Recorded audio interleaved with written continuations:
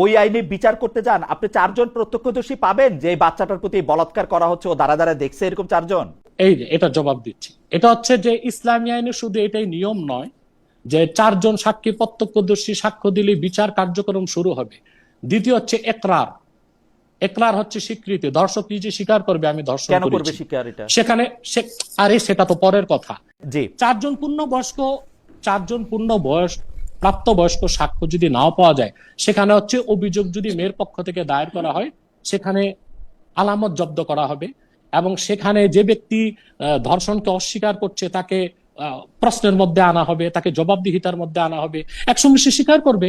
প্রচলিত আইনেও তো আপনি দেখতে পাচ্ছেন শুধু ডিএনএ টেস্টের উপর নির্ভর করে বিচার হচ্ছে না, আলামত নেওয়া হচ্ছে, সাক্ষ্য গ্রহণ করা হচ্ছে, সাক্ষ্য বারবার নেওয়া হবে, তার কথায় অসংলগ্নতা আসবে, তারপর তার উপর শাস্তি প্রয়োগ হবে, হয় হদ হবে নয় তাজির হবে। 4 জন পূর্ণবয়স্ক লোক না থাকলে আমি মামলাটা করতে পারবো? হ্যাঁ পারবেন। পারবো না, 100% পারবেন। পারবো না, শরিয়ার আইনে পারবো না। না, হুজুর আপনি গায়ের জোর দেখাচ্ছেন, পারবো না আমি। আপনি মুখের জোর দেখাচ্ছেন। আচ্ছা আমি থামলাম, আপনি আমারে বুঝান। আচ্ছা আমি থামলাম, আপনি আমারে বুঝান। মহিলা যদি যে অভিযোগ করে যে এই পুরুষ আমার সাথে সম্পর্ক করেছে, আমার সম্মতি ছিল না, মহিলার আবেদনের উপর মামলা রুজু হবে। তারপরে শরীয়তের ভিত্তিতে পুরুষ ব্যক্তিটাকে 4 জন সাক্ষী না থাকলেও সেক্ষেত্রে শরীয়তের বিধান হচ্ছে আল বাইয়িনাতু আলাল মুদ্দাই ওয়াল ইয়ামিনু আলা মান আনকার। অর্থাৎ যে ব্যক্তি দাবি করবে সে উপযুক্ত দলিল পেশ করবে যে আমাকে এইভাবে ধর্ষণ করা হয়েছে, আমি প্রমাণ দিলাম, সেই প্রমাণের ভিত্তিতে বিচার হবে। হাদিস থেকে ইসলামী শরিয়া আইন স্পষ্ট আনা হয়েছে আল বাইয়িনাতু আলাল মুদ্দাই ওয়াল ইয়ামিনু আলা মান আনকার। যে ধর্ষিতা সে উপযুক্ত প্রমাণ পেশ করবে যে আমি ধর্ষণের শিকার হয়েছি। সেটা কি? পরবর্তীতে শরিয়া আদালতের দায়িত্ব। উপযুক্ত প্রমাণটা কি? ডিএনএ টেস্ট হতে পারে, ডিএনএ টেস্ট তো শরীয়ত নিষেধ করে না। প্রচলিত আইনও শুধু ডিএনএ টেস্টের উপরে বিচার কার্য হয় না, সেখানে মেডিকেল টেস্ট করা হয়, স্যাম্পল নেওয়া হয় চুল থেকে, স্যাম্পল নেওয়া হয় ঘাম থেকে, স্যাম্পল নেওয়া হয় বিছানা থেকে, অবশ্যই তারপরে সব প্রমাণ, তারপরে অবশ্যই যে ব্যক্তি ধর্ষণ করেছে তার স্বীকৃতি নেওয়া হয়, সে এক মুহূর্তে স্বীকার করে যে সে ধর্ষণ করেছে। কেন? অতএব শরিয়া আইন সম্পর্কে আপনার পুরোপুরি ধারণাটা নাই বলেই আপনি বুঝতে চাচ্ছেন না।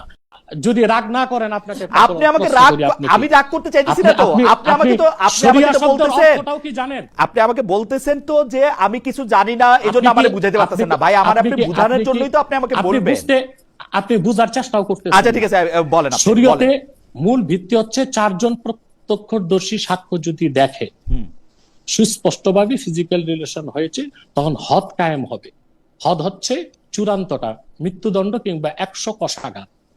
আর যদি 4 জন উপযুক্ত সাক্ষ্য না থাকে, অন্যান্য সাক্ষ্য প্রমাণের ভিত্তিতে প্রমাণিত হয়, তখন তাজির হবে। অর্থাৎ শরীয়তের কাজী কোরআন সুন্নাহর আলোকে উপযুক্ত পানিশমেন্ট দিবেন। সেটা হদ বলে গণ্য হবে না, সেটা তাজির বলে গণ্য হবে। কিন্তু কোন অবস্থায় জানাকার বা ধর্ষণকারী বিচারের আওতায় বাইরে থাকার কোনো সুযোগ নেই।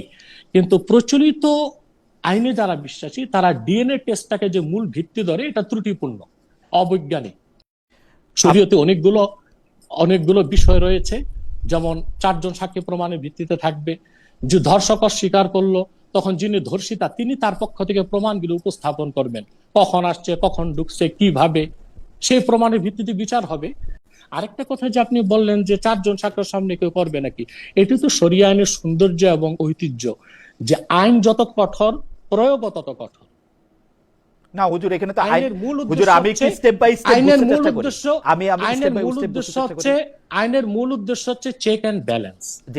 শরিয়া আইনের উদ্দেশ্য এই না মানুষকে নিধন করা, হত্যা করা, কষ্ট দেওয়া, হার্ট পেইন দেওয়া।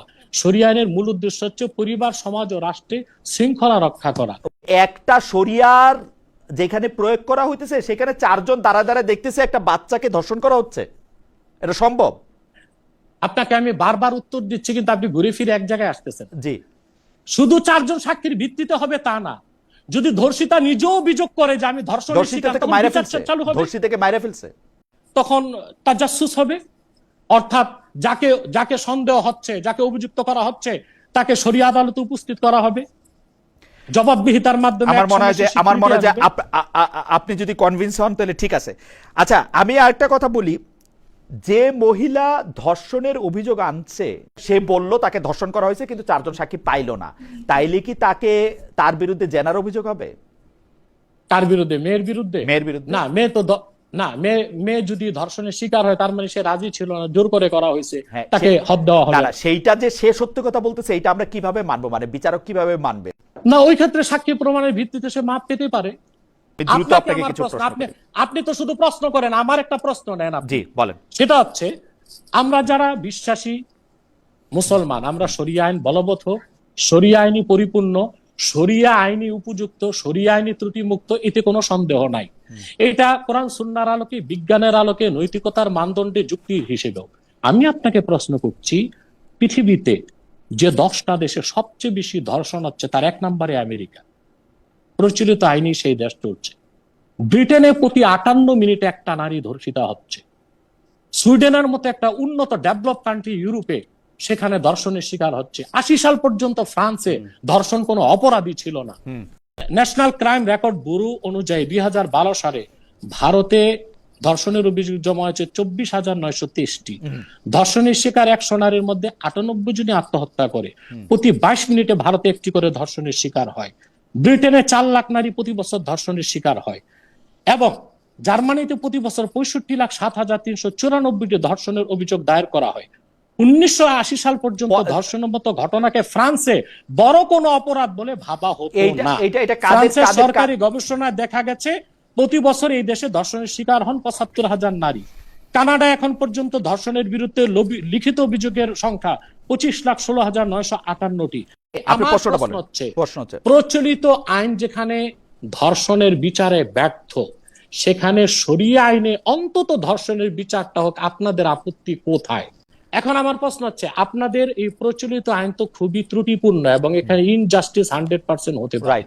যেমন আপনারা শরিয়া আইনে হচ্ছে 4 জন প্রত্যক্ষদর্শী সাক্ষ্য দেখবে, তারপরে বিচার কার্যকর হবে, কিন্তু আপনাদের এখানে সাক্ষ্য প্রমাণ সব কিছুর বালাই নেই। মূল আপনারা হচ্ছে ডিএনএ টেস্ট করেন।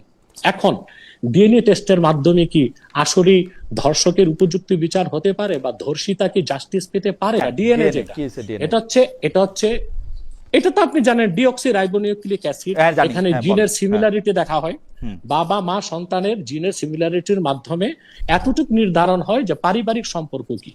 এখন একজন পুরুষ একজন মহিলা সম্মতির ভিত্তিতে ফিজিক্যাল রিলেশন করলো, ডিএনএ টেস্টে তো তা পাওয়া গেল। কিন্তু প্রচলিত আইনে ছেলে মেয়ে রাজি থাকলে এটা কোনো ধর্ষণ নয়, অপরাধ নয়।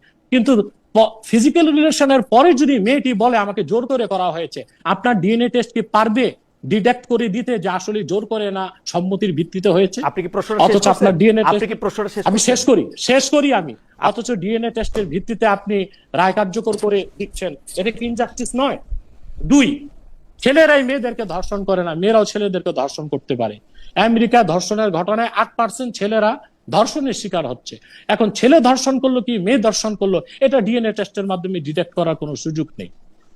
অতএব আপনাদের এই বিচার ব্যবস্থা সম্পূর্ণ ত্রুটিপূর্ণ ভিত্তির উপর দাঁড়িয়ে আছে।